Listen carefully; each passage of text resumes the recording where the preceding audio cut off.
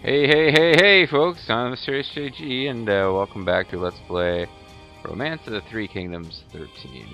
Having gotten through a main story mode where, with the help of a lot of created officers making it way easier than it would have been otherwise, I was able to help Lu Bu rise up to become Emperor of China, and the only cost to him was the death of his daughter.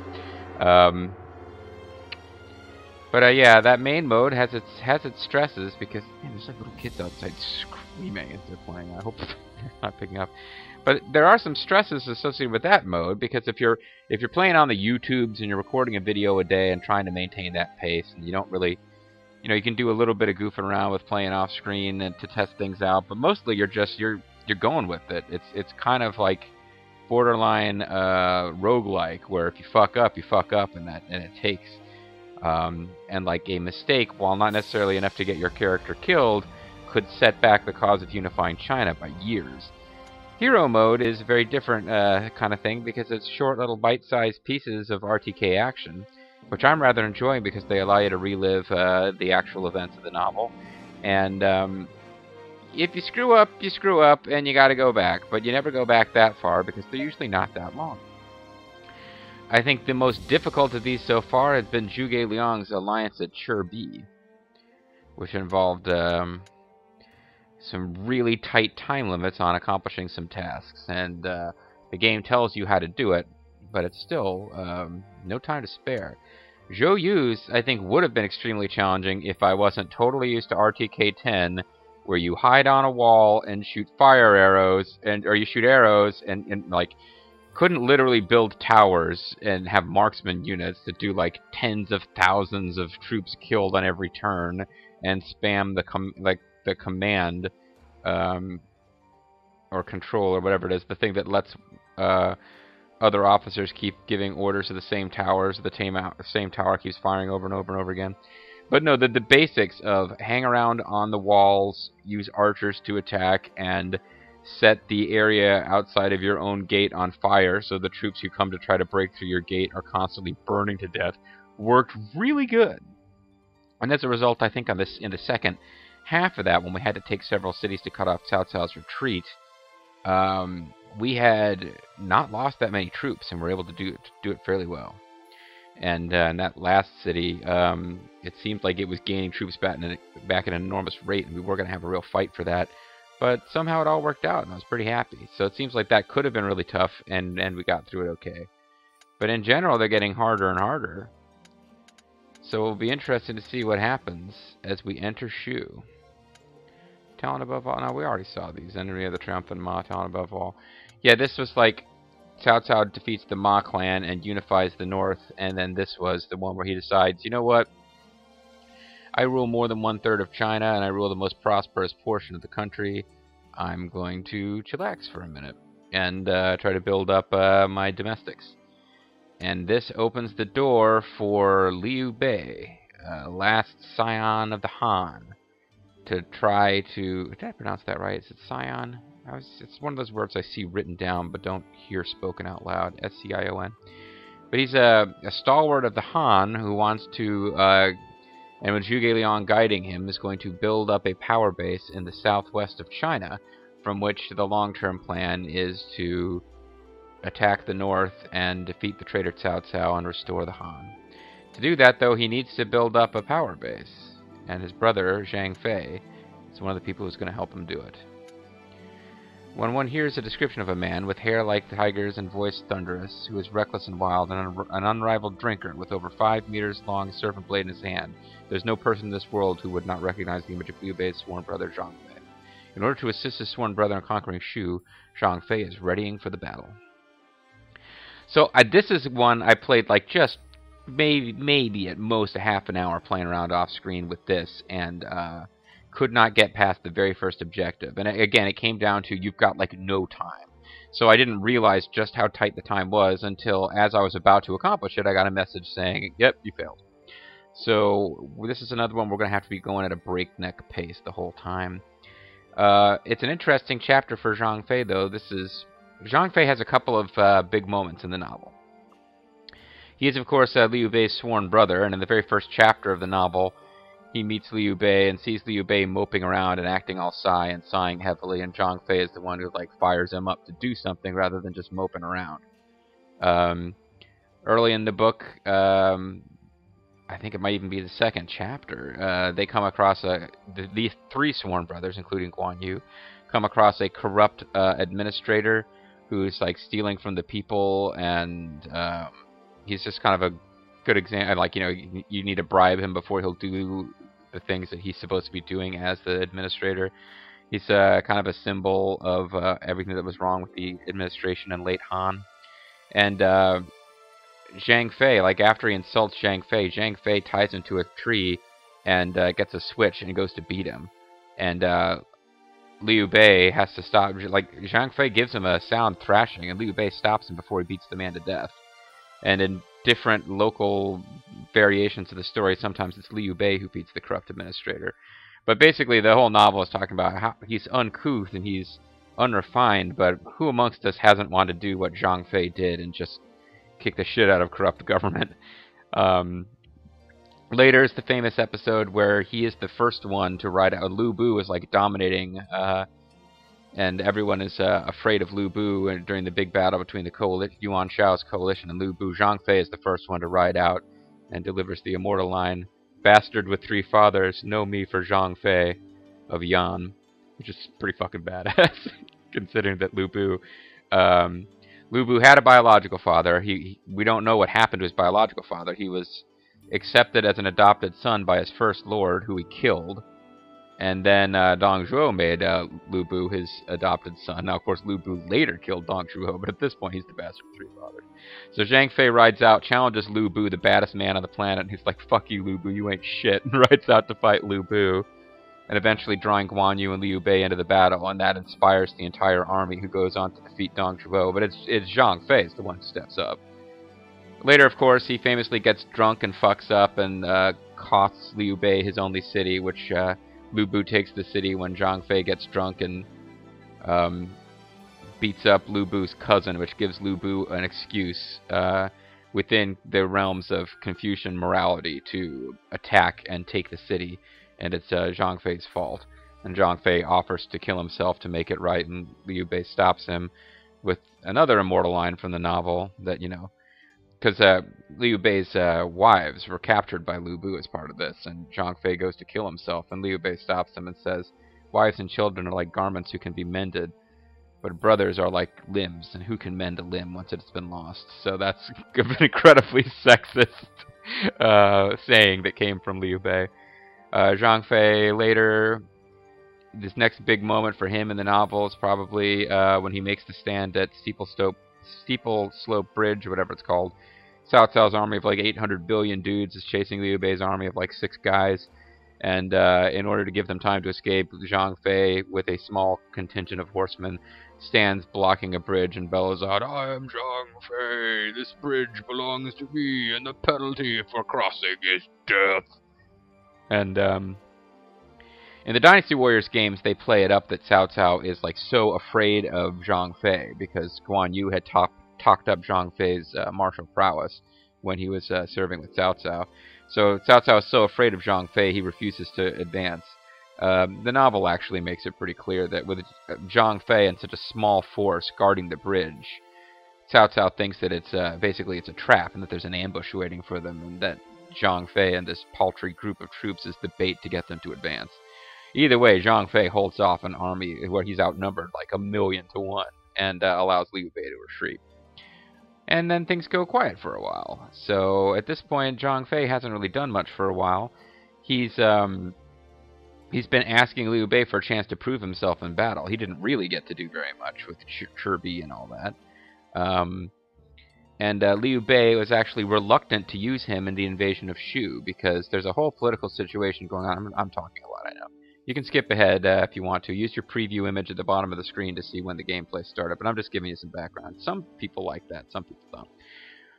But, you know, as he's invading Shu, I mean, Liu Bei is invited into the region by Liu Zhang to help fight off Zhang Lu. And Liu Bei's advisors are all telling him, "You need this territory, turn on Liu Zhang. If you don't defeat Liu Zhang and take over this territory, it's only a matter of time before Cao Cao defeats him." So all you're really doing is saving the land from Cao Cao. And Liu Bei's like, no, I can't do that. It's disloyal. We both have the last name Liu, which means that we're distantly related and that we're both representatives of the Han. I can't do that. That wouldn't be a virtuous thing to do. And, you know, Zhuge Liang and Pang Tong and all his other advisors like, oh, come on, man. Come the fuck on. You've got to do this. Meanwhile, Liu Zhang's greatest advisors are all telling him, keep Liu Bei out of your territory. Don't trust that man.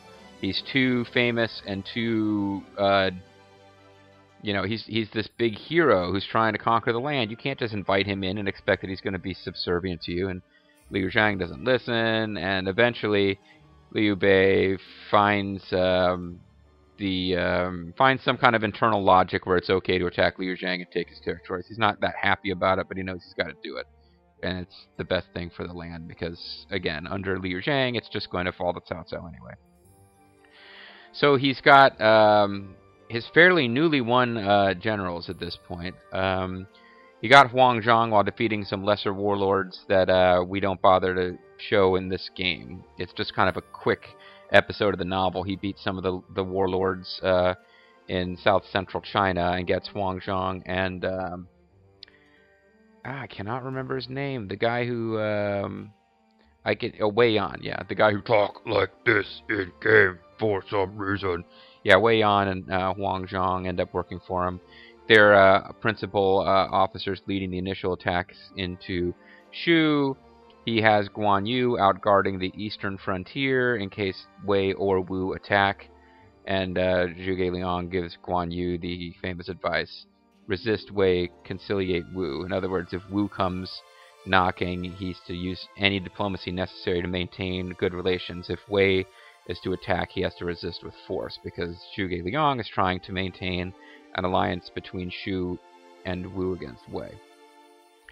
So Zhang Fei initially is not sent out there because Liu Bei just thinks that he's a little bit too rough and coarse, and he's not really the guy to use in a situation where he's invading the lands of Shu, but because he wants to rule them eventually. He needs the peasants to be loyal to him because the long-term plan is that Shu is going to be his kingdom.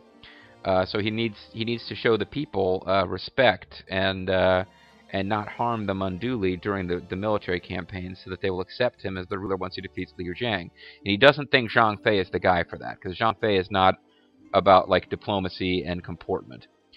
But when the initial attacks against Shu don't go well, I'm not, you know, Liu Zhang's territory. I mean, the initial attacks against Liu Zhang are not going as well as they should. Huang Zhang and Wei Yan get into a bit of trouble. It's time to call out the big guns. And that's basically our background here. You've got Zhang Fei has been nothing but successful as a general and a combat leader. Not all that great on the domestics. Not always that great at winning friends and influencing people. But let's see if he can be a big part of actually building the foundations of the Kingdom of Shu. So begin entering Shu. Do you wish to continue? Yes. Do you wish you hadn't spent half the video talking about stuff without playing? Probably. Zhang Fei, one of the 5 tiger generals of Shu, swore brotherhood with Liu Bei and Guan Yu, held off Cao Cao's entire army all by himself at a bridge during the Battle of Changban. Though Liu Bei resolved to attack Liu Zhang at Pang Tong's suggestion, he was rebuffed at the front lines. Liu Zhang's army's fierce resistance cost Liu Bei the life of his trusted tactician Pang Tong. Aww.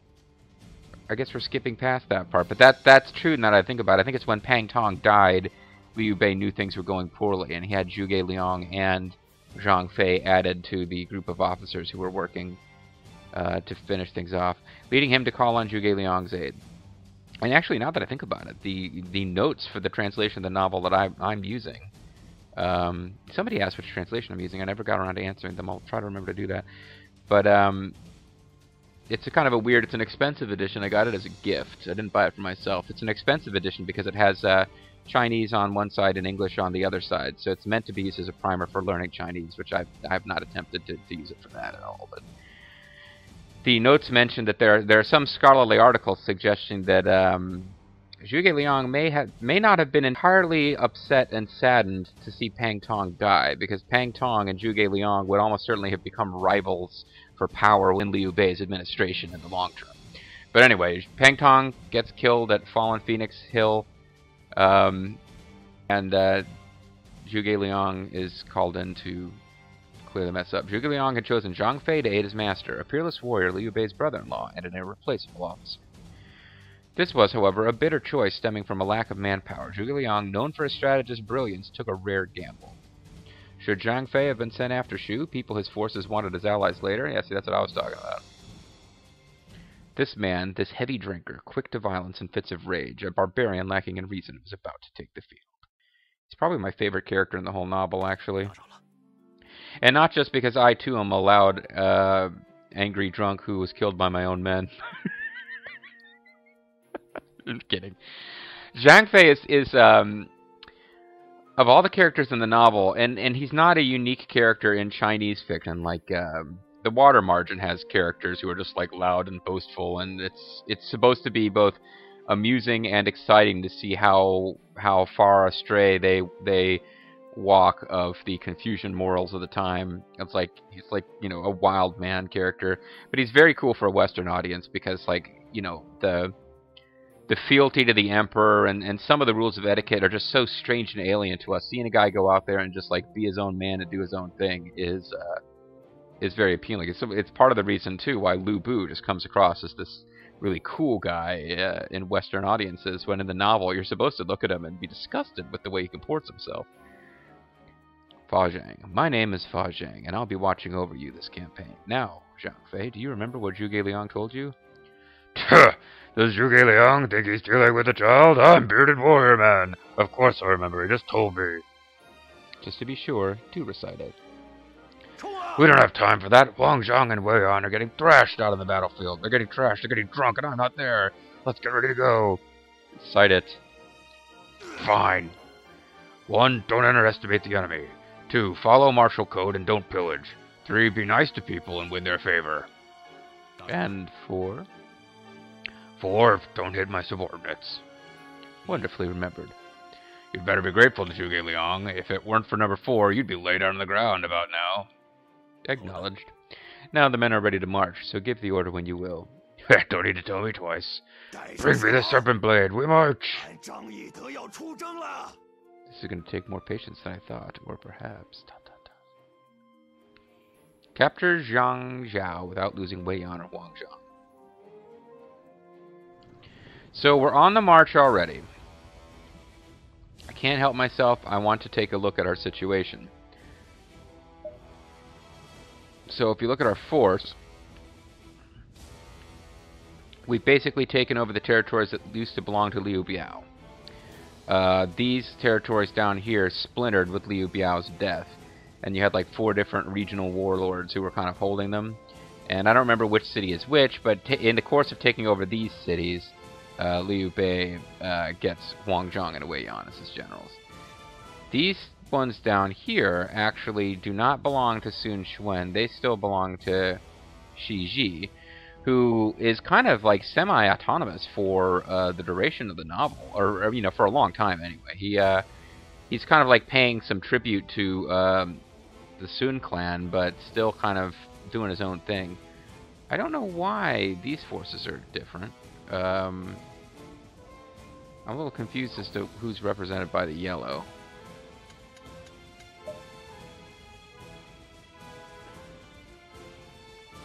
They do not even appear to be selectable.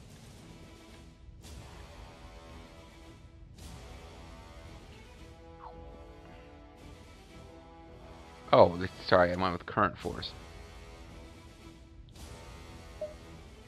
So, this is the Yi province. The force is Liu Zhuo. I'm not sure who Liu Zhuo is. I'm a little confused by this. I thought Liu Zhang controlled this whole territory, but I guess he does not. Liu Zhang is in charge of this territory, of course. This is where we're actually trying to conquer. Eventually, pretty much Shu will be all of this, and then there'll be a lot of tension about this region and whether it should be Shu or Wu. And Guan Yu, I believe, is in charge of Zhangjia, and that's the whole flashpoint right there, is fighting for Zhangjia.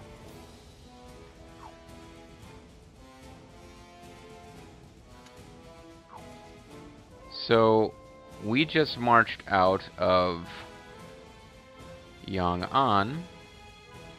Do I control these other cities, and can I march out of them?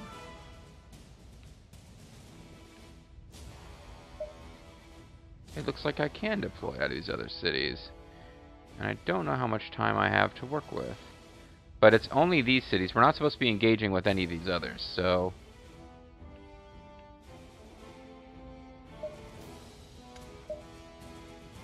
let's say that I were to ride out towards Jiangzhou.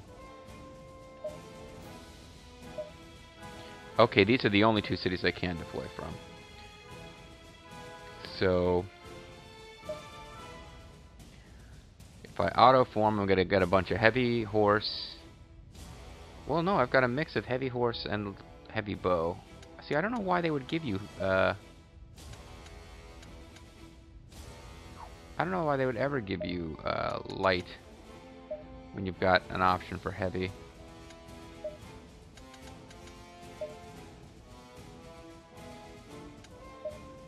Oh, these are not good officers anyway. These guys actually suck a lot. Well, I can't order anybody to transfer though. So I'm just like, I'm trying to determine if I should be marching out with these guys, and I feel like I'm probably supposed to use them. But bear in mind that they won't be very good.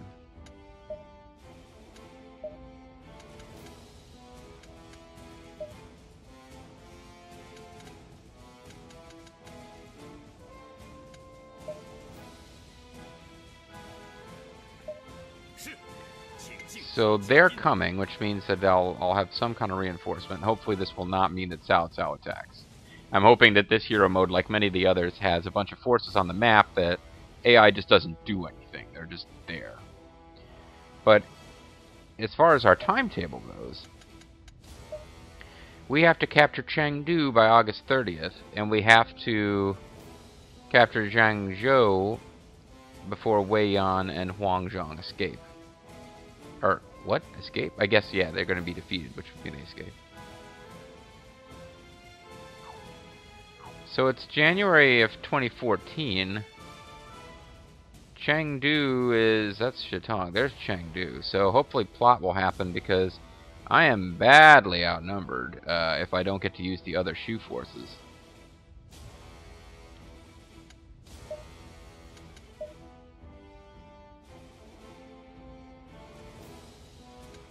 And there's nothing I can do except order deployments.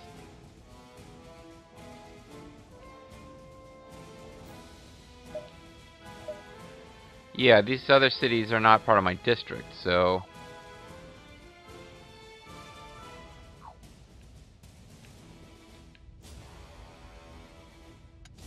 you can look at,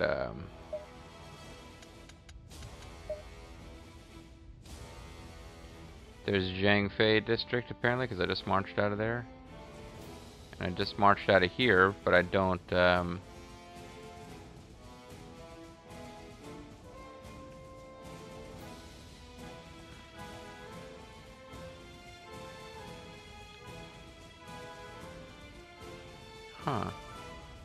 I'm puzzled by this. It looks like there's a Guan Yu district, a Zhangfei district, and a Liu Bei district. And Zhangfei marched out of the Liu Bei district, but I don't have the ability to order that city to do anything.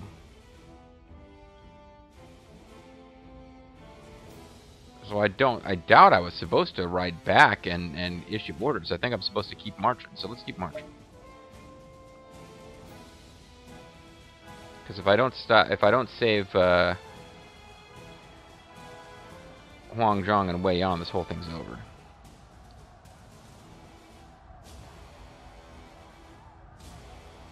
And that's my first objective, and who knows what happens. Because I failed at this, so who knows what happens if I succeed. I failed at this because apparently there's a hidden time limit to get this done. I didn't, or I accidentally... I was pretty sure that I kept both of my allies alive. I mean, it's somehow... yeah, see...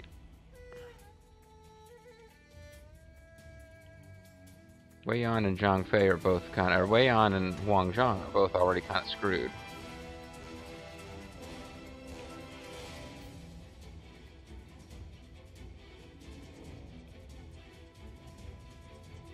Oh, those are ours. So we have to keep that thing alive.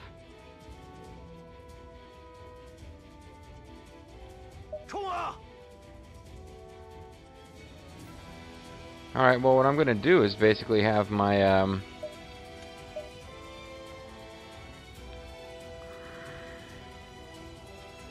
going to take advantage of the fact that Zhang Fei is a really good officer and just have these guys attack and not use Wei Yan and Wang Zhang.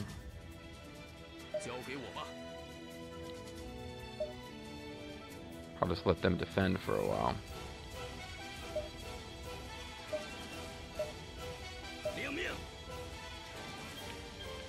And if I am going to use either one of them, it would be Wei Yan. That would be better to use anyway. So where's Wei Yan at? Wei Yan is not wanting to be selected.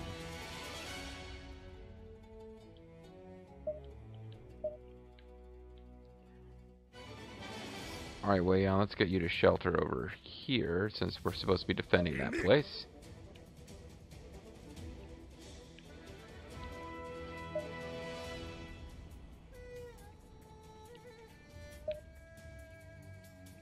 I do not want my archers getting ahead of everyone else. So, Fa Zhang, as much fun as it is to watch you confuse our opponents with your... or confuse Zhang Fei with your sassy talk.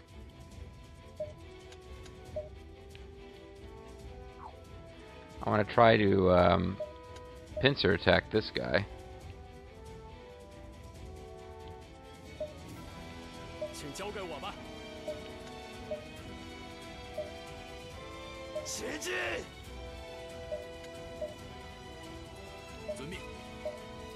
There we go. Pincer attack, bitches.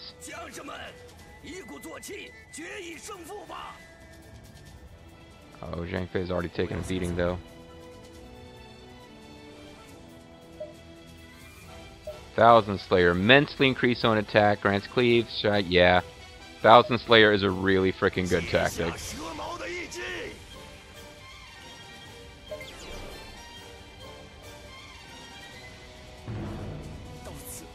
This is the end.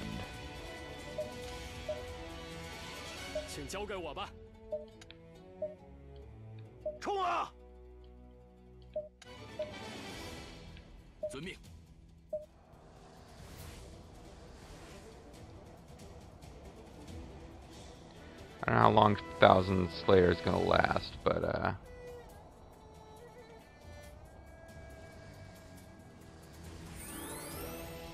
enemy surrounds us, hold the lines.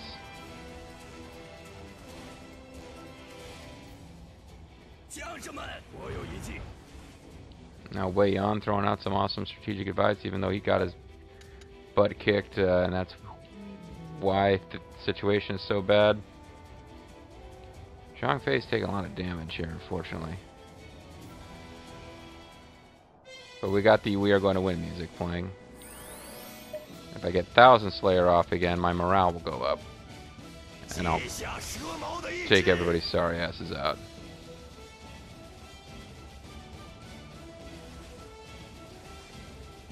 At this point I could have Wei Yan participating.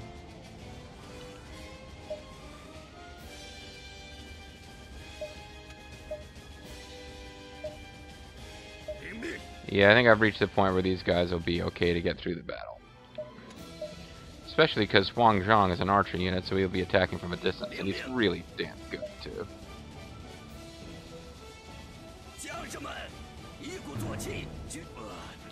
Yan Yan, the shame! It's an interesting story about how Yan Yan is captured by the forces of Shu as well.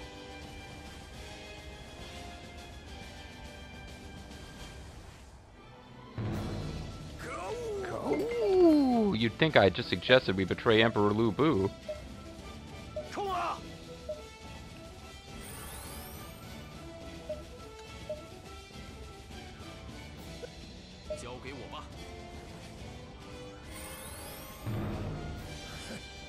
No luck. All units decimated.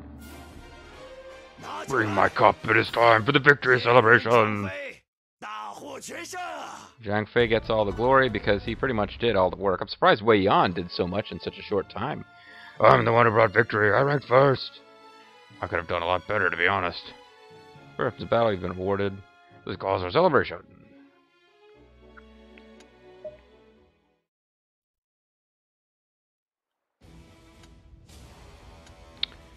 So we still haven't actually taken Jingzhuo yet. And I won that initial battle. It was... what the hell's going on with my... Okay. I won that initial battle. It was the siege, where in my off-screening, which was weeks ago, actually. It wasn't really as part of a big prep for this LP session. But this is kind of where I lost it. I thought I was doing really well, but then I ran out of time. So next time, I know I did a lot of talking up front, talking about Zhang Fei, why he's a kick-ass character and all that. We didn't get a lot of gameplay here. But next time, we're going to jump right into the action with the Siege of Zhangzhou, I guess is the name of the city. I've already forgotten. Hopefully it will go pretty smooth, and this seems to me like one of those hero modes that'll either go... It's going to be short. One way or the other, I'll either do it well or I won't, and I'll screw up. But whichever way it goes, it's not going to take long, one way or the other. See you guys next time.